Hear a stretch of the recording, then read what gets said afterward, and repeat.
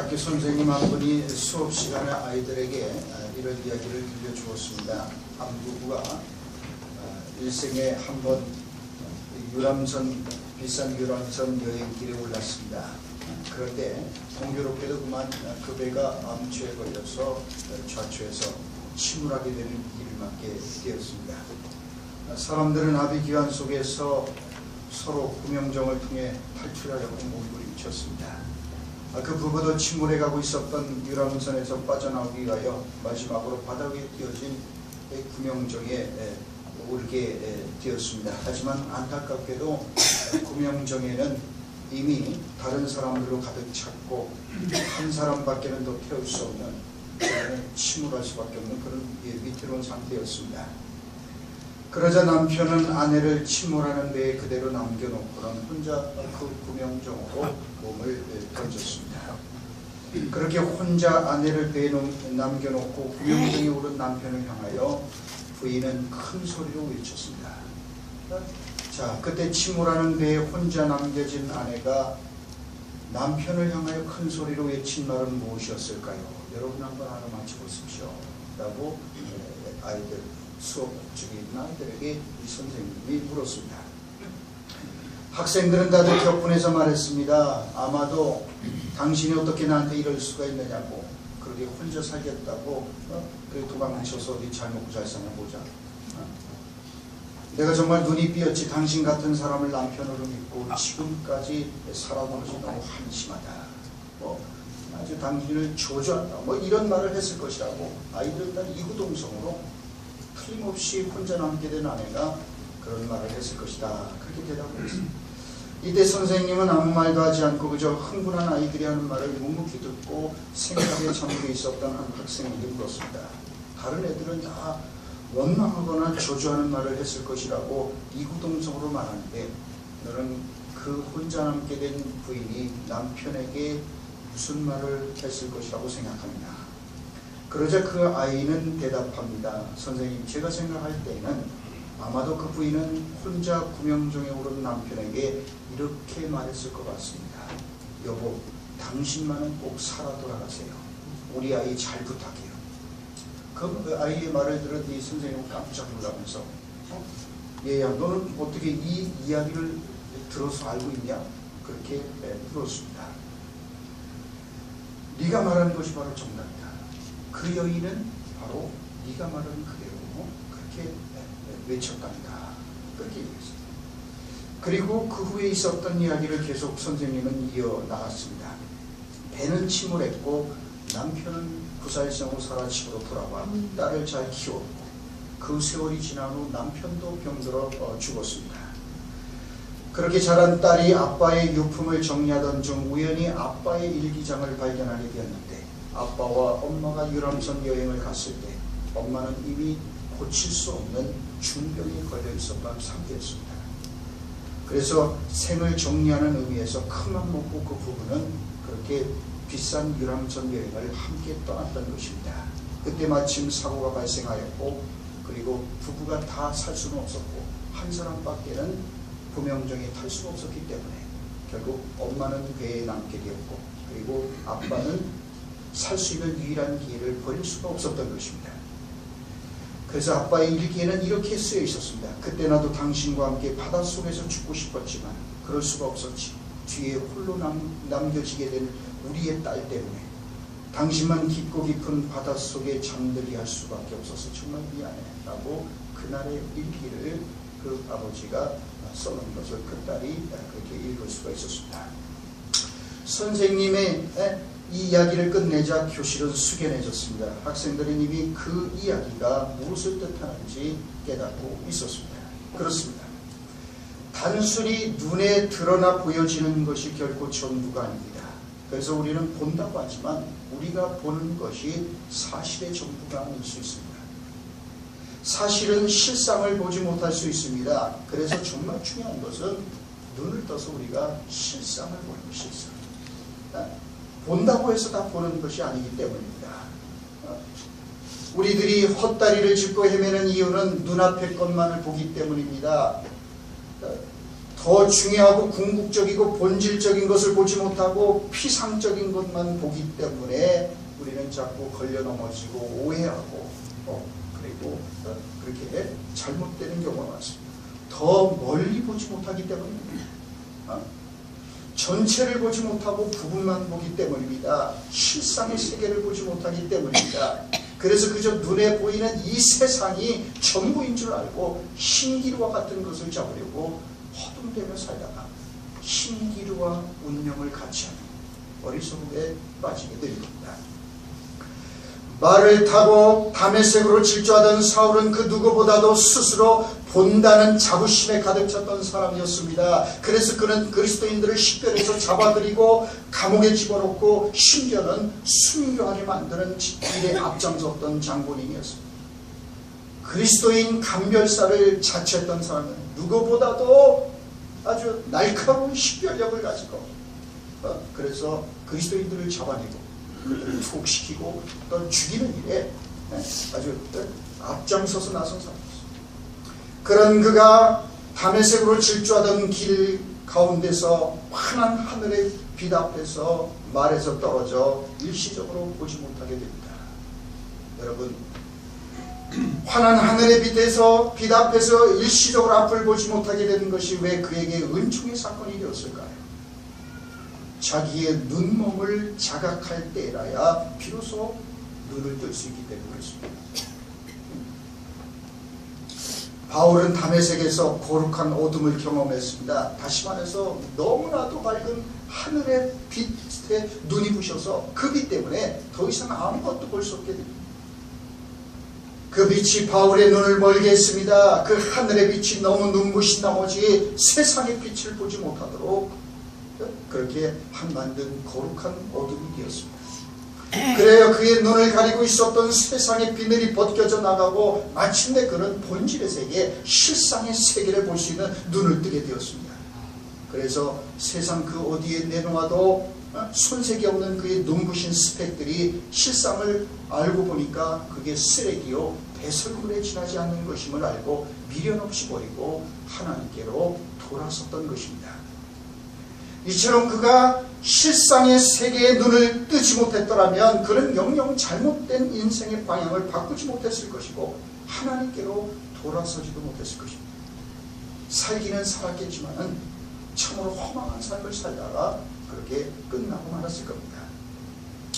우리가 하나님을 믿는다는 것은 세상 사람들과는 다른 방식으로 다른 눈으로 본다는 것을 의미합니다.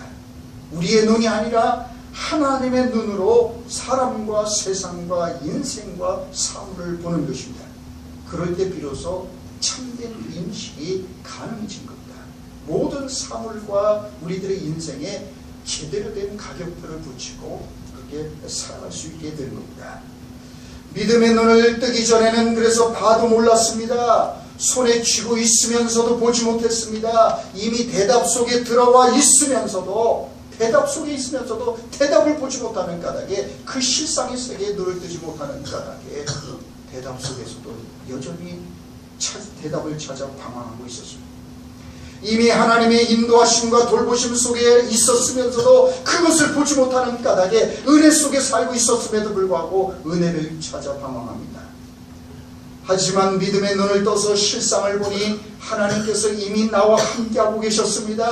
보이지 않는 하나님의 사랑의 손길이 이미 나를 붙잡고 계셨습니다. 이미 하나님의 은총 안에 있었습니다. 지금까지 보지 못했던 것을 새로운 눈으로 보게 되니 삶이 달라지는 겁니다. 힘이 나는 겁니다. 미래가 두렵지 않은 겁니다. 그래서 우리가 눈을 뜨게 되면 없었던 것이 있는 게 없었던 게 아니에요. 사실 있는 것인데 그걸 볼 수 있는 눈이 없었기 때문에 보지 못하니까 없는 것이 있었는데 사실은 그래서 신앙은 늘 말씀드리지만 없는 것을 보는 게 아닙니다. 있는 것을 있는 대로 보는 거예요. 근데 그 있는 것을 이 믿음의 눈을 뜨지 못하면 못 보는 거예요. 하나님이 살아계시고 하나님이 우리에게 약속한 천국이 있지만은 그럼 사실 그것을 알죠. 믿는 자만이 볼 수가 있단 말이죠. 없는 게 아니에요. 있는데 믿음의 눈을 뜨지 못하니까 눈에 보이는 이 허상의 세계가 전부인 줄 착각하고 살다 끝나는 거지요. 여러분 그렇습니다. 눈이 어두워서 우리가 실상을 보지 못하면 우리는 환한 은총 속에서도 어두운 사람으로 살다갈 수밖에 없어요. 참된 것을 보지 못하고 헛된 것을 보고 살다가 끝날 수밖에 없습니다. 이미 대답 속에 하나님의 은총과 능력 안에 있으면서도 그 사실을 보지 못하고 모르면은 계속해서 대답을 찾아 방황하다가 끝날 수밖에 없는 것입니다. 기뻐하고 감사해야 될 때에 오히려 불평하고 원망하면서 살아갑니다. 웃어야 할 때 울고 울어야 할 때 오히려 웃습니다. 거꾸로 된 인생의 지도를 가지고 역주행하는 삶을 살아갑니다. 그러나 우리가 실상의 세계에 눈을 뜨게 될 때 그때 우리는 하나님의 은혜와 사랑을 확실히 보게 되는 겁니다. 믿음의 시각으로 보지 못할 때는 사랑이 아닌 것만 같았습니다. 하나님이 너무나도 야속하게만 느껴졌습니다. 다른 사람은 몰라도 하나님이 나에게만큼은 너무나도 인색하시고 나를 사랑하지 않는 것처럼 보였습니다. 나를 버리신 것만 같았습니다. 나를 잊으신 것만 같았습니다. 그런데 가려졌던 눈을 떠서 보는 시각이 달라지니까 사랑이 아닌 것 같이 보였던 것이 사실은 사랑이었음을 깨닫게 됩니다. 사랑이 없었던 게 아닙니다. 그 사랑을 볼 수 있는 눈이 우리에게 없었던 거예요. 근데 눈을 뜨고 보니까 이것도 사랑이었고 저것도 사랑이었음을 깨닫게 되는 거예요. 그때 우리는 치유를 경험하는 거예요.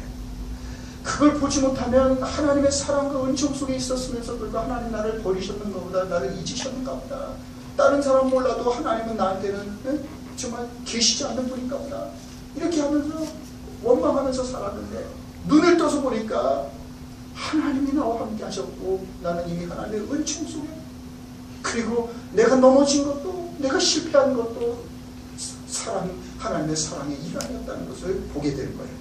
그럴 때 우리는 달라지는 겁니다. 그때 우리는 힘을 얻게 되는 거예요. 정말 버려진 현실처럼 보였는데 이제 눈을 뜨고 보니까 그 속에 하나님의 인도하심과 사랑의 손길이 들어 있었습니다.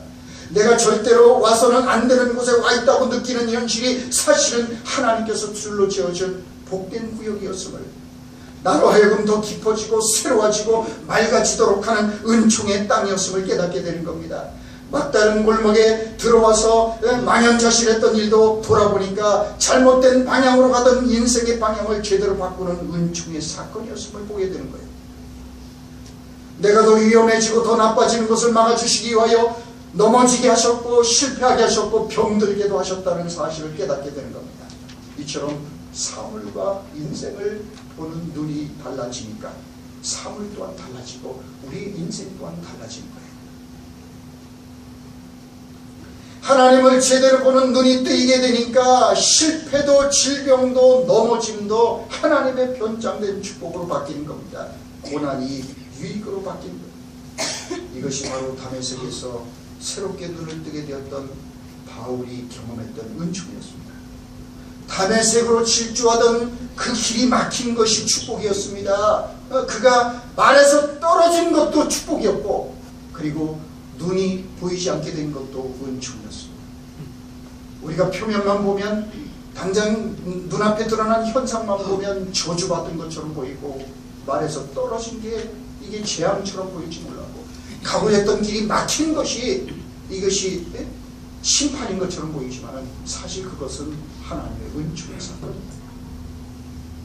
은총의 시작이었습니다. 앞을 보지 못하게 된 절망적인 사건이 실상은 영혼의 세계에 눈을 뜨게 되는, 하나님에 대해서 눈을 뜨게 되는 은총의 변장된 축복의 사건이 될 겁니다. 그래서 그는 다메섹 이후에 이전과는 전혀 다른 길을 가는 그런 하나님의 사람이 되었던 것입니다. 그런 까닭에 거듭 말씀드리지만 신앙이란 근본적으로 눈뜨의 치료입니다. 여러분, 그래요. 아무리 우리가 눈이 좋다 할지라도 인간의 시력이라는 것은 사실 한계가 있고 제한이 있습니다. 우리의 몸속을 들여다보려면은, 그래서 우리의 아무리 의사 선생님의 눈이 좋아도 그 육안으로는 볼 수가 없습니다. 피부 밑을 뚫고 볼 수 있는 눈이 없다고요. 다른 눈이 필요합니다. 그래서 CT나 초음파와 같은 다른 어떤 도구를 이용해서 그 몸속의 육안으로는 볼 수 없는 그 속에 감춰져 있는 그런 몸의 상태를 그 다른 눈을 빌려서 의사 선생님들이 보고 진단을 하는 거 아니겠습니까? 마찬가지로 영안이 열리지 않으면 우리는 마땅히 보아야 될 실상의 세계, 하나님의 세계를 볼 수가 없습니다. 예수님은 그래서 하늘을 나는 새를 보라고 말씀하셨습니다. 들에 핀 백합화를 보라고 말씀하셨습니다. 그것은 집 까부르며 하늘을 나는 날개 달린 새를 보라는 말이 아닙니다. 형형색색으로 피어있는 들판의 꽃의 아름다운 자태를 보라는 말도 아닙니다. 그 속에 담긴 하늘을 보라는 말입니다. 그들 속에 있는 하나님의 흔적을 보라는 말입니다. 눈을 떠서 실상의 세계를 보라. 들에 핀 백합화를 속에서 하나님의 손길을, 하늘 나는 새, 그 새를 지으신 창조주 하나님의 손길을 그 속에서 보라는 거예요. 우리가 눈을 떠서 실상의 세계를 보라는 거예요. 그래서 영의 눈을 뜬 사람들의 삶을 잘 드러내는 단어는 경외입니다. 경외. 우리가 세상을 살면서 놀라는 감각, 경외감을 잃어버릴 때, 우러러보는 능력이 위축될 때 우리가 사는 세상은 난장판으로 바뀝니다. 그저 말초신경을 자극하는 쾌락과 향락의 목을 메고 살아가는 그런 일차원적인 그런 허망한 삶을 살아가게 된 것이요.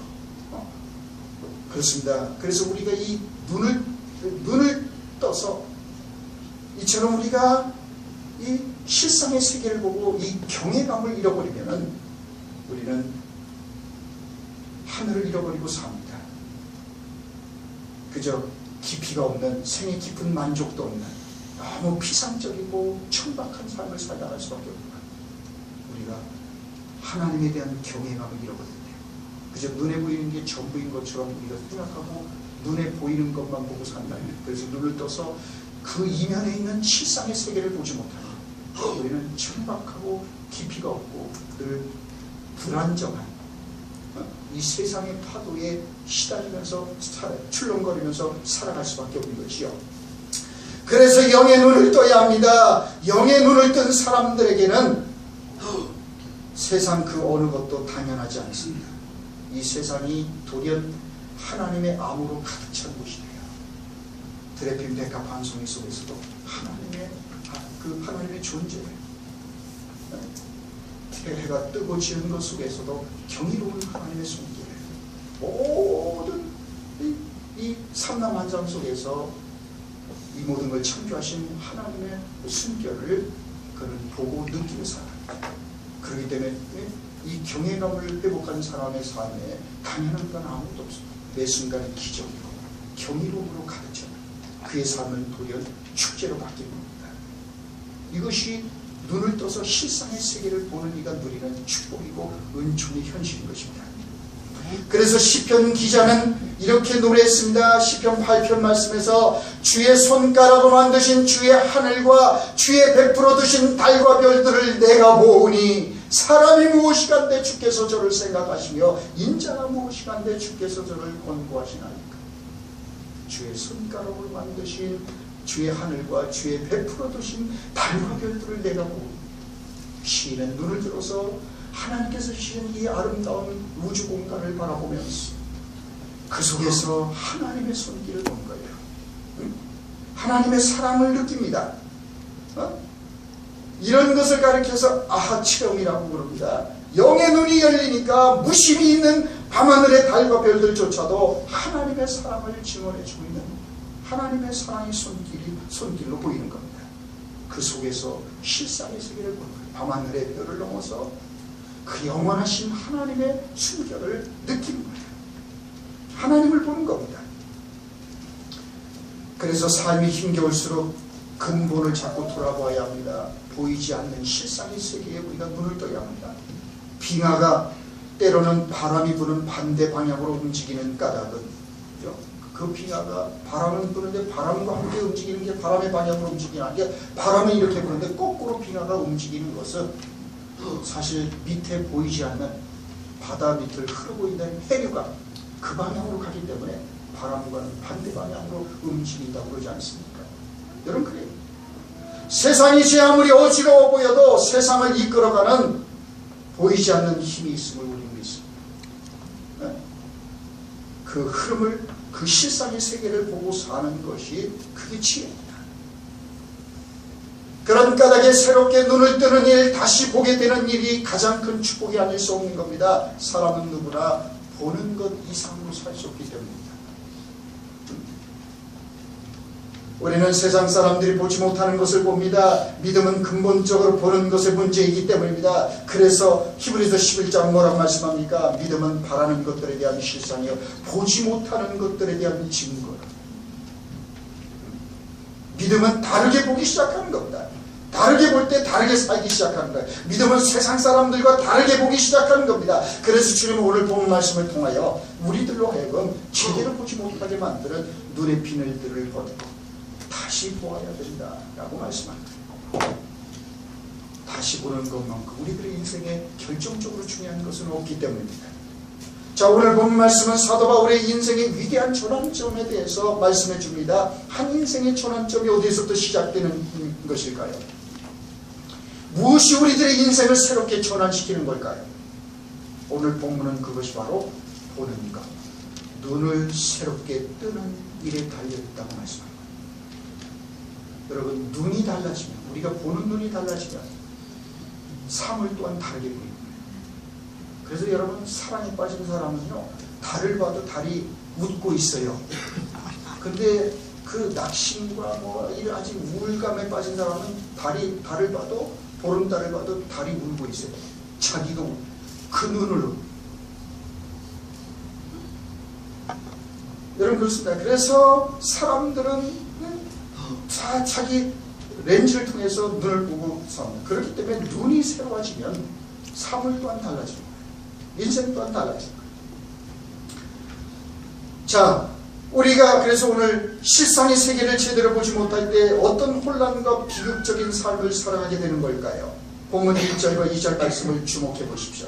사울이 주의 제자들에 대하여 여전히 위협과 사기가 등등하여 대제사장이 가서 다메섹 여러 회당에 갈 공문을 청하니 이는 만에 그 돌을 쫓는 사람을 만나면 무릎 남녀하고 결박하여 예루살렘으로 잡아오려 합니다. 여기 눈을 뜨기 전에 눈먼 채 살아가고 누구보다도 잘 본다고 했지만 눈먼 채 살아가고 있었던 한 사람의 삶을 움직이게 하는 그런 이 단어들을 한번 생각해 보십시오. 사울의 삶을 움직이게 하는 그런 단어들 어떻습니까? 사울이 주의 제자들에 대하여 여전히 위협과 살기가 등등합니다. 위협과 살기, 그리고 그들을 쫓는 사람을 만난 무는 결박하여 예루살렘으로 잡아오려 합니다. 그저 그런 사람을 잡아들이고 결박하고 그리고 위협하고 살기가 등등해요.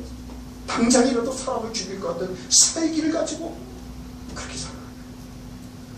우리가 정말 실상의 세계에 눈을 뜨지 못한 채 살면 살기도 하고 위협하고 그래서 파괴하고 다른 사람을 넘어뜨리고 세워주는 게 아니라 축복하는 게 아니라 결박하고 잡아들이고 잡아 죽이려는 그런 파괴적이고 소모적인 인생을 살아가게 될 겁니다. 왜 사울은 그 먼 거리를 예루살렘에서 다메섹까지는 약 240km 되는 거리입니다. 그 당시 이 정도 거리는 일주일이나 자고 먹으면서 가야 되는 거리였어요. 그럼에도 불구하고 그 거리를 그렇게 달려가게 만들 걸까요? 사울은 그렇게 하는 것이 잘 사는 거라고 생각했어요. 잘하는 거라고 생각했어요. 그래서 살기 등등해서 결박하고 잡아오는 것이 그것이 자기의 소명이라고 생각하고 그렇게 열심히 했어요. 여러분, 이것이 바로 눈먼 인생이 빠지게 되는 위험이라고 주님 말씀하는 겁니다. 잘못된 가격표를 붙이고 살아가게 되는 겁니다. 보아야 될 것을 보지 못하고 영적으로 눈이 멀어버리면 이처럼 위협하고 살기 등등하고 결박하고 잡아 죽이고 다른 사람 그렇게 파괴하는 그런 삶을 살아가는 거죠.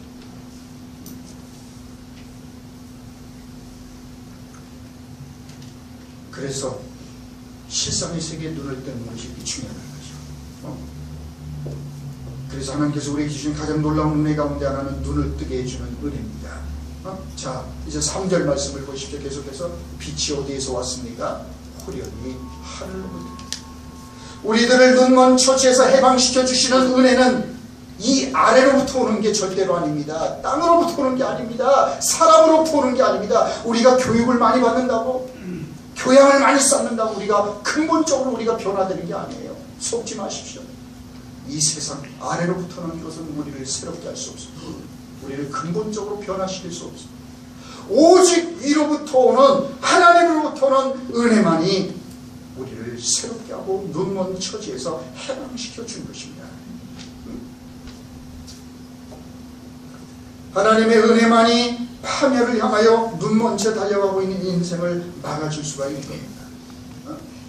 자, 그래서 호련히 하늘로부터 오는 그 빛이 이 사울에게 임했을 때 비로소 그의 삶의 전환점이 시작되고 그의 이제 눈의 비늘이 벗겨지는 역사가 시작되는 거죠. 자, 계속해서 4절과 5절 말씀을 보십시오. 사울이 말에서 떨어져 땅에 엎드려졌을 때 주님께서 사울에게 뭐라고 말씀하십니까? 사울아 사울아 왜 나를 핍박하느냐. 그 엎드러진 자리에서 사울이 던졌던 질문이 뭡니까? 5절 말씀입니다. 주여 누구시나이까? 누구시나이까? 사실 사울이 엎드러져서 앞을 보지 못하는 그 상황에서 던졌던 이 질문, 주여 누구십니까?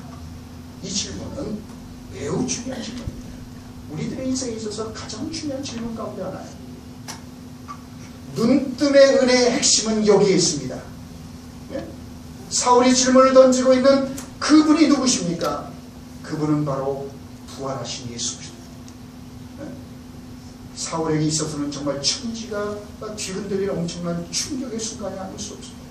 꿈이 아닙니다. 환상이 아닙니다. 정오의 시간, 그 백주 대낮에 일어난 사건이었습니다. 네? 여러분, 부활하신 예수, 얼마 전에 십자가에 달려 죽으셨던 그 예수 그리스도가, 그래서 지금은 썩어 없어졌을 때 그 예수 그리스도가 그날 다메섹에 나타나신 거예요. 그래서 그렇게 철저한 바리새인이었던 이 사울이 완전히 뒤집어진 거예요. 부활하신 예수를 만난 거예요. 나는 네가 핍박하는 예수다. 그 예수는 사도 바울이 누구보다도 똑똑한 철학자고 바리새인이고 학자고 말이죠. 그 당대 상위 1%에 속하는 그런 사람인데 이 사람이. 그러니까 이게 완전히 이 바울의 낡은 세계관을 완전히 무너뜨리는 사건이었어요. 바울은 거기서 회심하는 거예요. 부활하신 예수 그리스도가 거기 나타나죠.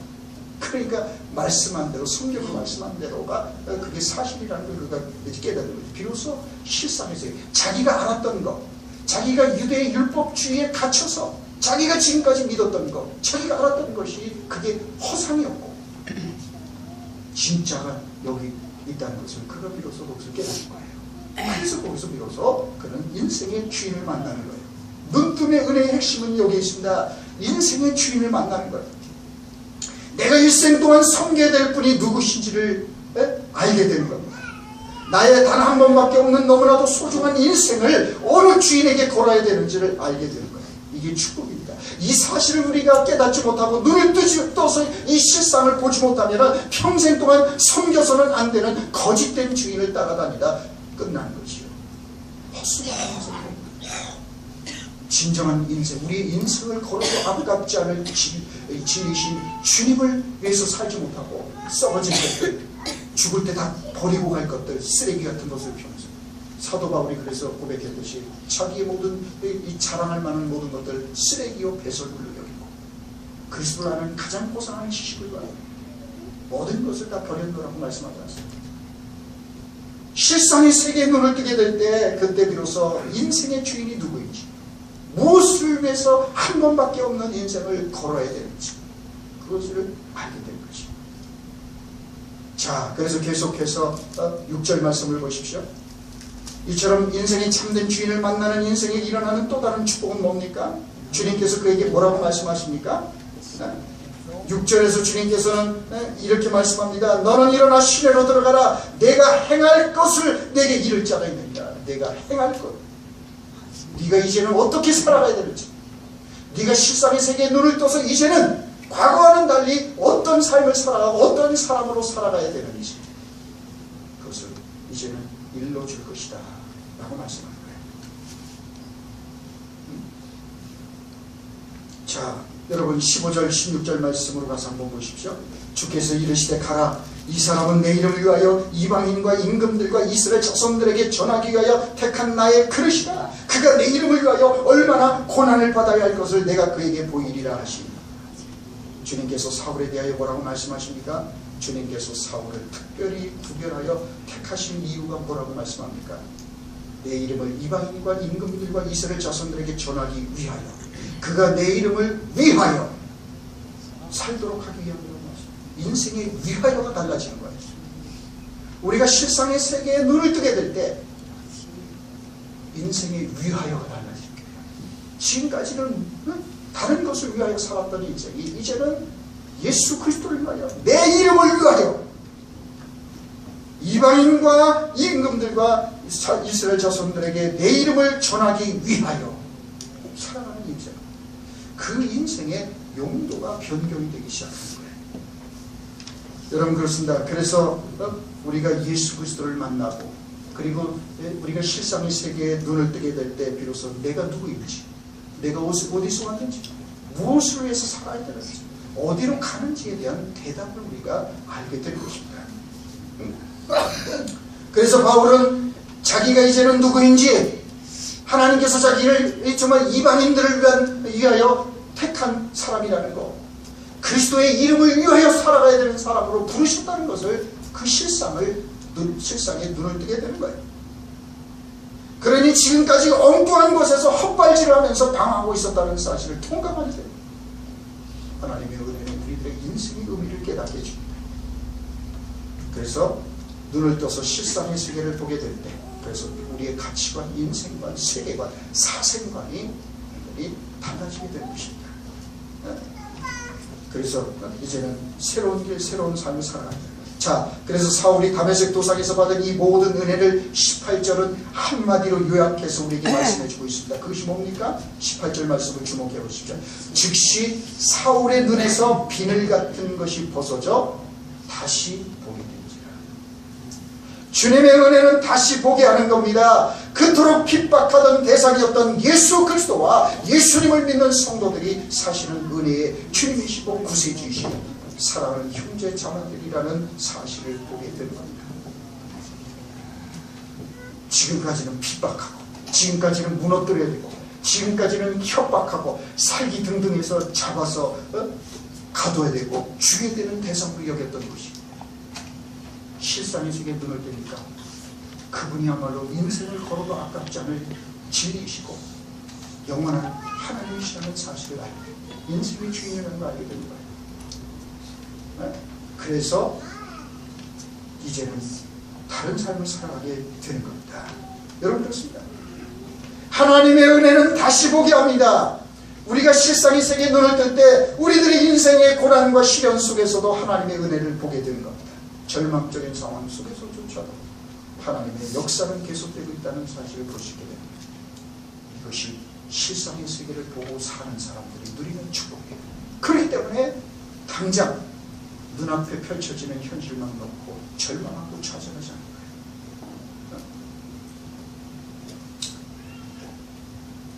눈을 떠서 다시 보면 아무리 암울하고 어둡고 소망이 없어 보이는 현실 속에 있다고 할지라도 그 속에 여전히 하나님의 은총이 역사하고 있음을 보는 겁니다. 비록 고단하고 위태로운 현실처럼 보인다 할지라도 그 속에 하나님의 은혜가 역사하고 있음을 보는 겁니다. 그럴 때 우리는 용기를 가지고 운명과 싸우며 나갈 수가 있는 겁니다.